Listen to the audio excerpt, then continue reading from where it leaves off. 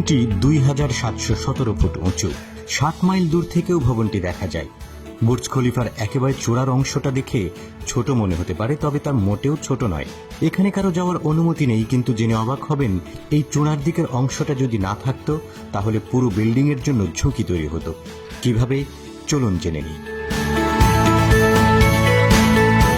বিজ্ঞানীদের জন্য এই অংশটা তৈরি করা খুবই চ্যালেঞ্জিং ছিল। বুর্জ খলিফার একেবারে উপরের এই অংশটা তৈরি হয়েছে 4000 টন স্টিল দিয়ে। এর উচ্চতা 244 মিটার। এর উপরে অ্যান্টেনার ওজনই 350 টন।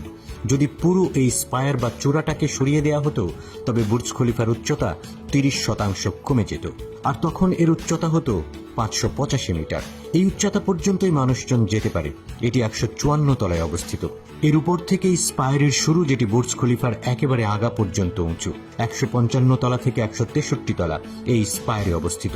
কিন্তু এই ফ্লোরগুলো মানুষের বসবাসের উপযোগী না, কারণ বাতাসের তীব্র গতির কারণে এই স্পায়ার 6 ফুট পর্যন্ত দুলতে পারে। শুনে অবাক হচ্ছেন?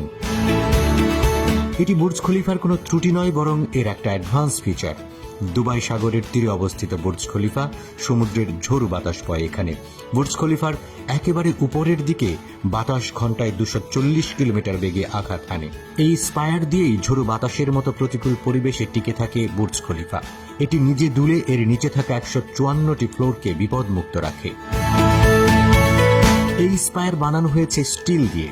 স্টিল একটি নমনীয় ধাতু। বাতাসে তৈরি হওয়া শক্তি স্পায়ারের স্টিল স্ট্রাকচারে নির্গত হয়, যার ফলে বুর্জ খলিফার উপরের অংশ দুলতে থাকে। এটি এমনভাবে ডিজাইন করা হয়েছে যে স্পায়ারটি সর্বোচ্চ 6 ফুট পর্যন্ত দুলতে পারে। বুর্জ খলিফার উপরে অবস্থিত যন্ত্রটি পুরো দুবাই শহরকে বজ্রপাত থেকে রক্ষা করে। এটি আসলে একটি বজ্রদণ্ড। এর ভেতরে একটি সেন্সর রয়েছে যা বজ্রকে নিজের দিকে আকর্ষণ করে, আর স্টিলের ভেতর দিয়ে মিলিয়ন ভোল্টেজের চার্জ মাটিতে পৌঁছে যায়। বুর্জ খলিফা দুবাইয়ের অন্যান্য ভবনের চেয়ে বেশ উঁচু, যে কারণে এই বজ্রদণ্ড কেবল বুর্জ খলিফাকেই নয়, বরং দুবাইয়ের অন্যান্য ভবনগুলোকেও বজ্রপাতের আঘাত থেকে রক্ষা করে। পুরো ভবনের 1,74,000 বর্গমিটার দেয়াল জুড়ে রয়েছে বিশালাকার 26,000 শক্ত প্রতিসারক কাঁচ এবং অ্যালুমিনিয়ামের রং বেরঙের পান। এসব কাঁচ মোটেও অন্যান্য সাধারণ কাঁচের মতো নয়।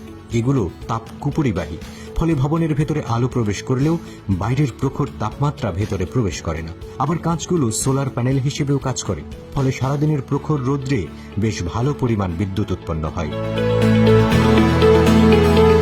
তবে এই কাঁচ যে কেবল সূর্যের তেজ থেকেই রক্ষা করে তা কিন্তু নয়। বুর্জ খলিফার চূড়ার দিকে বাইরের তাপমাত্রা থাকে মাত্র 6 ডিগ্রি সেলসিয়াস। এক্ষেত্রে শীত নিরোধক হিসেবেও কাজ করে এই কাঁচগুলো। স্থাপত্যবিদ্যার এক অনন্য নিদর্শন বুর্জ খলিফা।